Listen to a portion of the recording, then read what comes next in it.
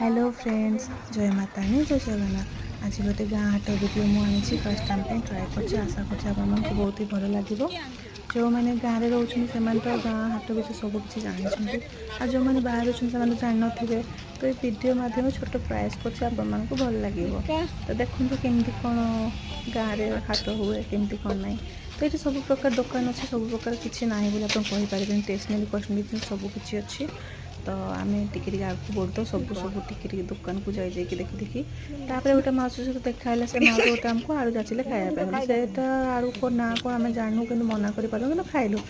खाई आम आम रास्ता आगे को बढ़िलु लंका देखिलु लंका नेलु आ गाँ को जाइछु जेहेतु हाट को तो सब प्रकार दुकान देखिलु। तापर पनीपरिया आणबुनि ये तो हो पारबनी पनीपरिया भी टिके टिके सबकि धर धरिकी आसिलु। तापर गाँ को जाइछु जेहेतु मेन जिनस तो रहा झालमुड़ी झालमुड़ी खाइबुनि ये तो हो पारबनी झालमुड़ी सब पापड़ पापड़ सब पकुड़ी ये सब आम चटपट जिनस बहुत ही पसंद नहीं भी आसिलु। तापर बाय बाय कर घर को जीवार थाए टाइम भी बहुत सारा हो जाए बहुत लेट होता है।